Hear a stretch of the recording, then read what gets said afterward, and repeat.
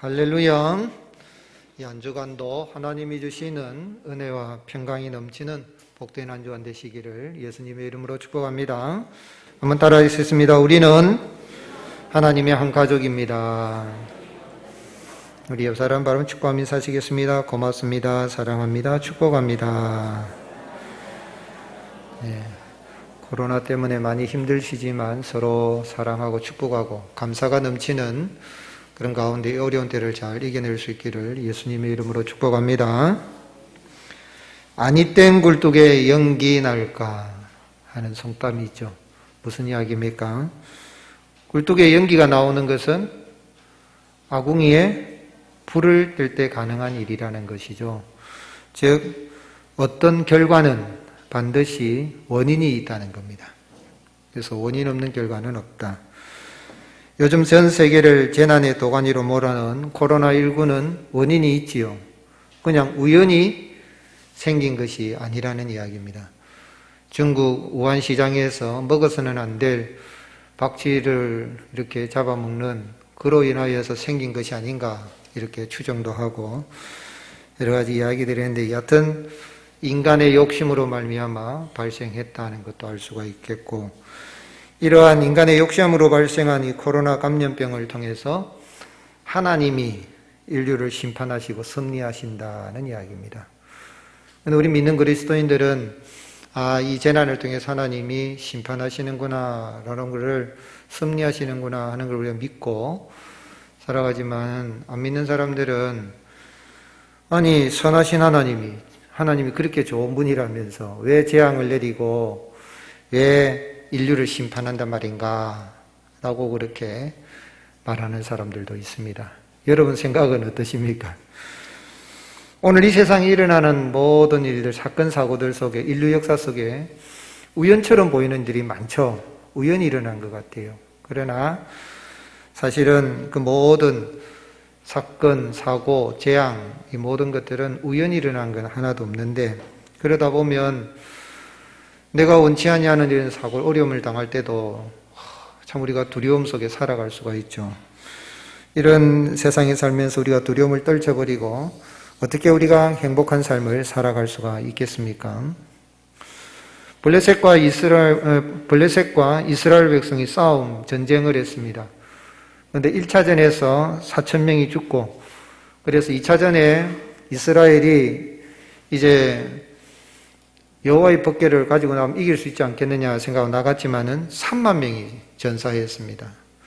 그래서 3만 4천 명이 블레셋과의 전투에서 이스라엘이 패전을 하고 죽게 됐을 뿐만 아니라 제사장의 아들들, 대제사장의 아들들인 홈리와 비나스도 전사하고 하나님의 법궤도 빼앗기고 그 소식을 들은 엘리도 의자에 앉아 있다가 넘어졌는데 목이 부러져서 죽고 또한 비느하스의 아내는 산 딸이 아직 안 됐는데 조산으로 인해서 아이를 낳다가 죽어가면서 아이 이름을 이가봇, 영광이 이스라엘에 떠났다 그렇게 이야기했습니다. 이가봇의 시대가 됐죠.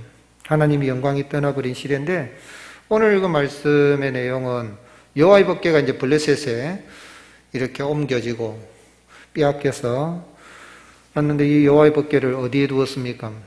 블레셋 사람들이 다곤 신전에 두었습니다. 근데 여호와의 손이 다곤 신을 넘어뜨리기도 하고 또한 목을 잘라버리고 손목을 잘라서 다곤 얼굴이 여호와의 법궤 앞에 땅에 엎드려지는 그러한 이 역사를 일으키시고 그리고 또한 여호와의 손이 블레셋 성읍들을 쳐서 독한 종기 재앙을 내렸습니다. 이건 전염병이죠. 독한 이런 종기 재앙을 내려서 그래서 오늘 말씀에 이제 블레셋 사람들이 이 여호와의 법궤를 우리가 괜히 가져왔다. 다시 원래대로 돌려보내야 되겠는데 어떻게 하면 좋겠느냐 해서 블레셋의 제사장들과 이 복술자들을 불러서 이제 물어본 겁니다. 그랬더니 그냥 돌려보내면 안 되고 금독종 5개, 금쥐 항상 5마리를 만들어 가지고 그걸 상자에 넣어서 이제 전나는 암소 2마리에게 수레를 끌게 해서 그 수레에 법궤도 얹고 싣고 그리고 금독종 쥐 상자, 이것도 속건 제물로 해가지고 베세메스로 한번 이스라엘 땅인 베세메스로 올려 보내보면 이게 이스라엘 신이 친 것인지 아니면 우연히 일어난 것인지 알 수 있다. 그렇게 했습니다. 그게 이제 법궤가 이제 올라갔죠. 법궤 쭉 올라가서 베세메스로 암소들이 올라가서 쭉 올라오는 거 보고 이거는 하나님의 신이 친 것이구나 하는 것을 알게 되고, 베세메스 사람들은 괴를 보고 이제 기뻐하면서 암소들을 잡아서 하나님께 번제물을 드린 그런 이야기입니다. 근데 여기에서 왜 하나님께서 이스라엘 백성들이 여호와의 법궤를 가지고 전쟁터에 나갔을 때 이스라엘 승리를 주시지 않고 법궤가 이방의 블레셋에 이렇게 옮겨졌을 때에 하나님의 백성들도 수치를 당하고 어떻게 보면 하나님의 영광도 되지 않고 하나님이 패전한 것 같은 그러한 수치를 안겨주시고는 다곤 신전에 가서 다곤의 머리도 깨뜨리고 목도 자르고 손목도 자르면서 독한 종기도 이렇게 벌레 성읍들에 그때 가서 하나님이 왜 그런 역사를 하시는가 하는 것이죠. 법궤를 가지고 나갔을 때 그냥 진작에 이스라엘 백성이 승리를 주셨다면 하나님께도 영광이 되고 또 이스라엘 백성들도 얼마나 기뻤겠어요. 그런데 법궤를 빼앗아 가지고 블레셋에서 그때 가서 하나님이 이렇게 참 재앙을 내리고, 거기다가 또 블레셋 제사장들과 복술자들이 자기들이 고안해낸 속건 제물을 준비해 가지고 금독종 형상이라든지 또 이 쥐 5마리 형상을 만들어 가지고 또 암소들이 끄는 이 달구지에 술에 실어 가지고 올라가게 하십니까? 하나님이 그걸 기뻐하셨는가?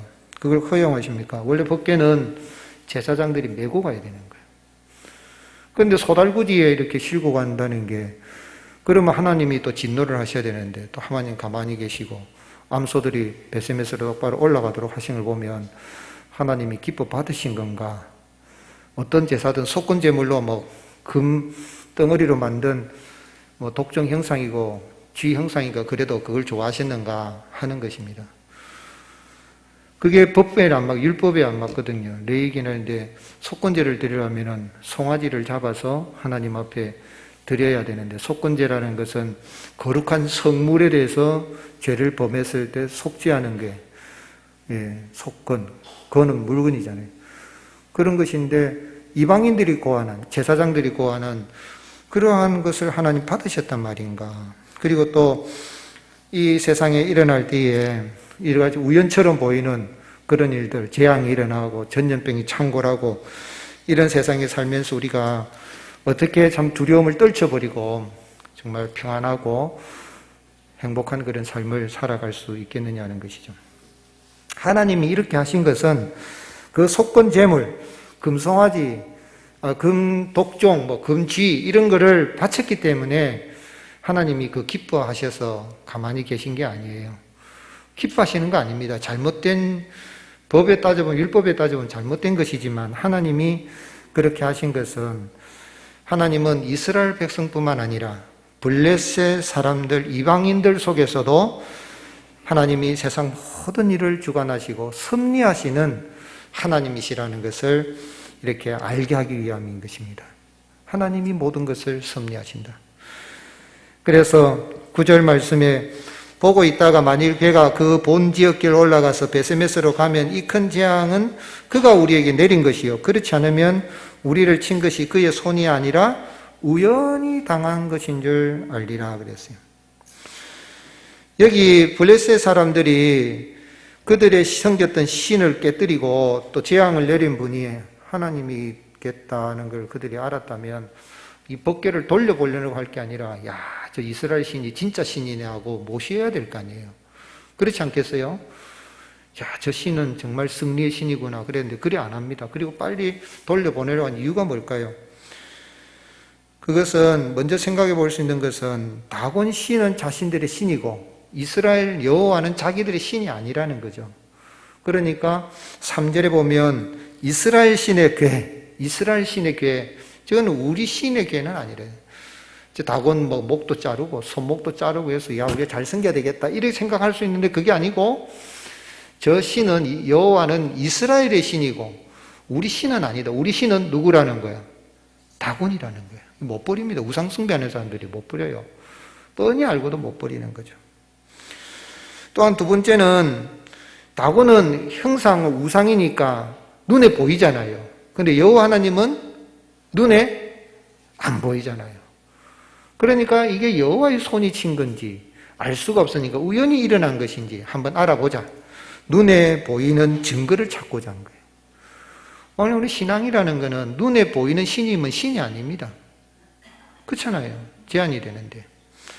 블레셋 사람들은 그래서 이제 이 말을 듣고 방백들이 이제 준비를 해서 암소를 올려 보내는데, 이 암소가 12절에 베세메스 길로 바로 행하여 대로로 가고 갈 때 울고 좌우로 치치자녀였고 블레셋 방백들은 베세메스 경계까지 따라갔다 그랬는데, 암송아지를 이렇게 보내면 젖나는 암소니까 본능적으로 새끼들이 있는 곳에 가는 거예요. 그리고 또 이 암소들은 이들은 수레를 끈 적이 없기 때문에 수레를 소달구지 잘 못 끌고 가는 거예요.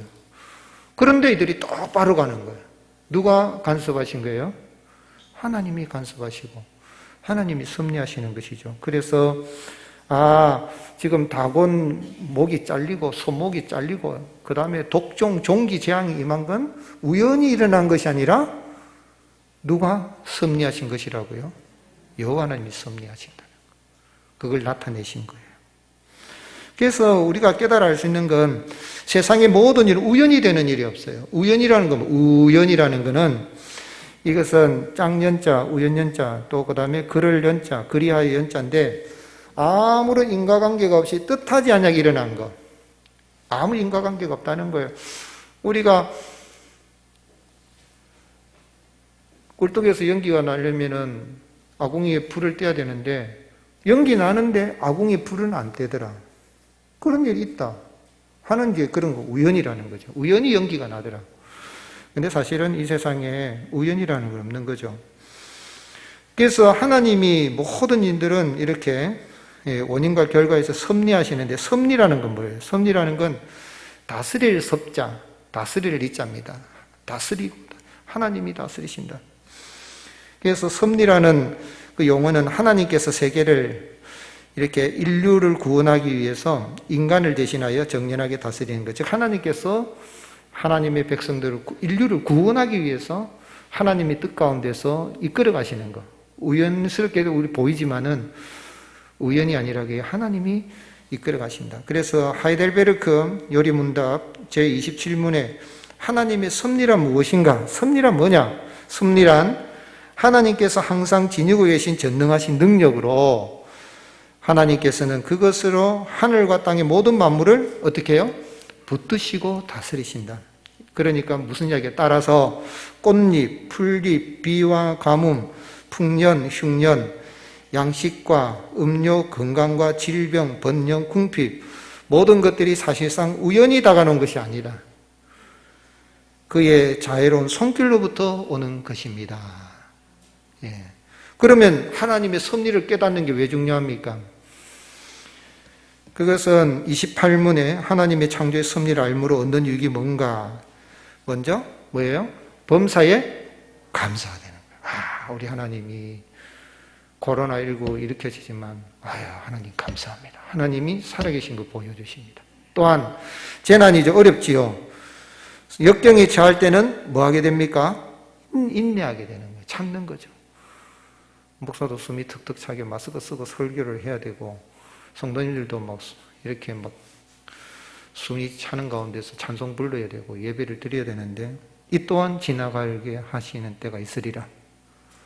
역경이 있어도 낙심하지 않고 인내하게 되고 장차 아무것도 우리를 당신의 사랑에서 떼어놓을 수 없게 하시는 신실하신 하나님 아버지께 대한 뭐요? 큰 확신을 가지게 되는 거예요. 만물이 온전히 그의 것이기에 그의 뜻이 아니고는 아무것도 움직이거나 움직여지지 않는 것입니다. 오늘 여러분 하나님의 창조와 섭리를 깨달아 알고 이 세상에는 우연이라는 없다. 다 우연 속에 나타난 하나님의 섭리인 걸 알고 그 하나님의 은혜 가운데 믿음의 확신을 가지고 이 세상 일어날 일 때문에 두려워하지 마시고 담대히 나갈 수 있기를 주님이 축복합니다. 파스테르, 프랑스의 과학자 파스테르가 미생물학의 기초를 다진 데 큰 역할을 했는데, 이 질병과 미생물을 최초로 연결해서 전염병의 원인이 뭔가 그것을 연구를 하다가 병원성 미생물이라는 학설을 완성한 사람인데, 1897년에 콜레라에 대한 연구를 하다가 우연히 백신 처방 방법을 발견했어요. 이제 우연처럼 보인 연구를 하다가 백신을 개발한 거예요. 그래서 이제 요즘 우리가 백신 예방법이라는데 최초로 백신 예방법을 만든 사람이 누구라고요?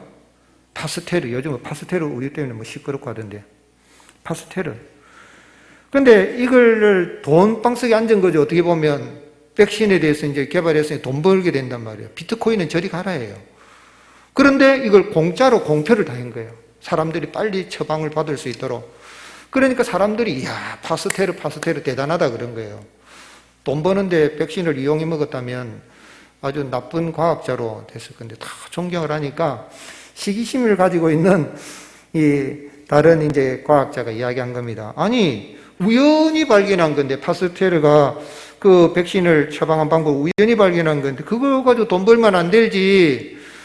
우연히 발견해서 세상에 아는 거 전했을 뿐인데 뭐 그리 잘났다고 사람들이 그 사람을 존경하는가 칭찬하는지 모르겠다 그랬어요. 근데 파스테르가 속이 좀 상하지요. 그래도 말하고 않고 있다가 시간이 지나서 이제 연회장에서 이제 사람들이 모인 곳에 또 그 과학자가 앉아있는 자리에 말할 수 있는 기회가 있을 때 그런 이야기를 했어요. 여러분, 인생에 우연이란 없습니다. 오로지 한 곳을 파십시오. 그러면 생각지 않던 놀라운 선물을 발견할 뿐입니다. 우연인 것처럼 보이지만 가만히 누워 있는데 예방법을 이 백신이 개발되는 거 아니다 이 말이에요. 막 연구를 하고 하다 보니까 우연처럼 보이지만 거기에서 좋은 결과를 얻게 된 것이다. 제가 한 우물을 파지 않았다면 백신 예방법은 발견하지 못했을 것입니다. 물론 그것이 우연이라는 사람들도 있지만 한번 따라 하시겠습니다. 우연 같은 필연은 우연 같은 필연 그랬어요. 우연처럼 보이지만 필연이에요. 왜요? 자기가 노력했어요. 받을 준비가 된 사람에게 주어진 것입니다. 그렇죠. 학생이 열심히 공부를 하고 과학자가 열심히 연구를 하고 이거 어떻게 이걸 예방할 수 있을까 하다 보니 백신이 개발이 된 거지. 그래서 받을 준비가 된 사람이 받은 것이지 그냥 저절로 우연히 된 건 아니라는 거예요. 세상 모든 만물이 하나님이 지으신 것처럼.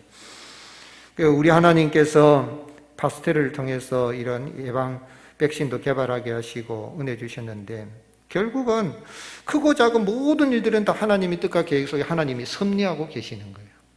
그 하나님이 우리를 구원하시기 위해 섭리는 목적은 하나님의 택한 백성을 구원하기 위함이에요. 인류를 구원하기 위해서 사람들이 그 하나님을 인정하지 않고 섬기지 않으니까 친히 사람의 몸을 입고 이 땅에 오셨습니다. 그분이 누구시죠? 그분이 예수님이십니다. 예수님 오셔서 하루는 배를 타고 이렇게 가는데 막 물결에서 막 풍랑이고 제자들이 막 죽고 하면서 선생님 우리가 죽게 된 걸 안 돌아보십니까? 그러니 예수님 막 깨웠어요. 주무시고 계신 예수님 깨웠을 때 예수님이 어찌하여 무서워하느냐 믿음이 작은 자들아 하고 바다를 향해서 잔잔하라 말씀하시니까 바다가 잔잔해져요. 사람들이 배 타고 있던 사람들이 뭐라고 합니까? 마태복음 8장 27절에 그 사람들이 놀랍게 여기르되 이가 어떠한 사람이기에 바람도 바다도 순종하는가 하더라. 한 사람이실 뿐만 아니라 예수님은 천지 만물을 창조하신 창조주이시요 섭리하시는 여호와 하나님이십니다. 믿으시기를 주님의 이름으로 축복합니다. 그 하나님은 또한 완전한 사람이십니다. 예수님은 완전한 사람으로 이 땅에 오셨습니다. 하나님과 우리 사이에 인간들은 여기 이방인 제사장들처럼 막 금, 독점, 금, 선물, 보물 주면 되겠다 싶어 가지고 속건 제물로 바치고 했지만 또 모세를 통해서 송아지를 잡아서 속건 제물 바치는 제도도 마련해 주셨지만 그것 가지고 속죄가 되는 거 아니에요. 그래서 친히 영원한 속건제를 드리신 겁니다. 그걸 이사야 선지자가 예수님 오시기 700년 전에 예언을 했고 예수님은 십자가에서 속건제를 드린 거예요. 이사야 53장 10절 여호와께서 그에게 상함을 받게 하시기를 원하사 질고를 당하게 하셨은지 그의 영혼을 속건제물로 드리기에 이르면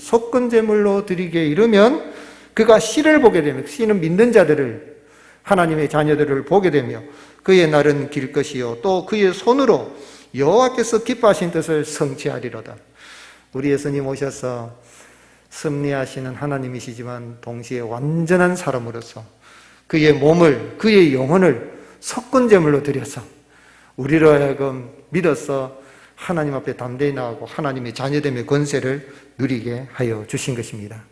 그 은혜를 받아 누린다면 세상에 어떤 일이 일어나도 우리는 두려워하지 않고 날마다 감사하며 행복한 삶을 살아갈 수가 있습니다. 이 예수 그리스도를 구주로 영접하여서 하나님의 자녀로 하나님의 친백성으로 살아갈 수 있기를 예수님의 이름으로 축복합니다. 그러면 이렇게 예수님 믿어 구원받은 하나님 자녀는 어떻게 살아가야 됩니까? 하나님의 섭리를 믿는다면 따라하시겠습니다. 여호와 하나님만을 하나님으로 대접하라. 하나님을 하나님으로 대접해야 돼요. 그럼 하나님 대접하는 게 뭐죠? 먼저 오직 하나님께만 영광을 돌려야 돼요. 5절에 이 블레셋의 제사장 복수자들이 뭐라고 했습니까? 여기에 참 독종의 형상이나 쥐의 형상을 만들어서 이스라엘 신께 영광을 돌려라. 그리하면 그의 손을 너희와 너희 신들과 너희 땅 가볍게 하실까노라. 하나님께 우리가 하나님께 영광을 돌리지 못해서 저 하나님 여호와를 영광을 가렸기 때문에 그렇구나. 그죠? 홈리와 비나스가 제사장이지만 하나님의 영광을 가리는 이가봇 시대를 가져왔기 때문에 한날에 그들을 죽이시는 하나님. 왜 그렇게 하셨습니까? 우리 하나님은 친히 온 세상 모든 만물을 섭리하시는 이방 나라에서라도 영광 받으시기를 원하시는 주님이십니다. 오직 하나님께만 영광을 돌리며 살아가는 은혜가 있을 수 있기를 주님의 이름으로 축복합니다.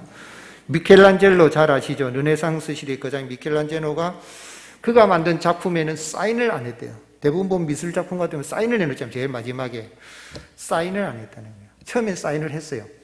그가 시스틴 성당에서 천지창조라는 너무 멋져가지고 내가 대단하다, 진짜 잘 만들었다 내가 생각하도 딱 나오는데 찬란한 태양을 보고 온 자연 만물을 보는데 우리 하나님께서 저렇게 아름다운 세상을 만들어도 사인 안 해놓으셨는데 내가 꼴랑 그 하나 벽화를 좀 그렸다고 사인해 놓다니 다시 들어가지고 사인을 지웠다는 이야기. 그 이후 미켈란젤로는 사인을 안 했다는 거예요.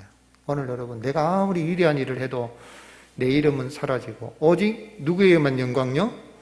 하나님께만. 그게 하나님을 대접하는 거예요. 또한 두 번째로는 하나님의 섭리에 순종해야 돼요. 여기 암소가 베스메스 기록할 때 바로 행하여 데리러 가며 갈 때 울고 좌우로 치우치지 않을 때 미물도 하나님이 섭리하시니까 순종하고 가고 바람을 향하여서 물결을 잠잠하라 그러니 바다도 잔잔하고 바람도 순종하는데 하물며 예수 그리스도의 피로 구원받은 우리가 얼마나 순종해야 되겠어요. 근데 택한 백성 이스라엘이 순종을 안 해요. 하나님을 하나님으로 대접을 안 해요. 그래 하나님이 탄식하시죠.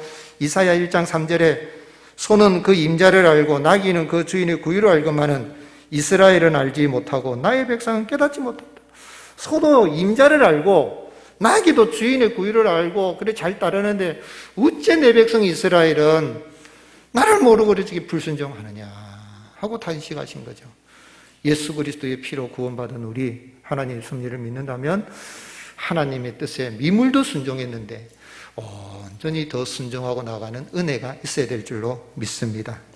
어느 부잣집 주인이 옛날에 가마를 이제 타고 다니는데 가마꾼들에게 하루는 개를 잃어버려가지고 가마꾼들에게 내 개가 없다. 개 좀 찾아온다 그랬어요. 그 가마꾼들이 뭐라 그럽니까?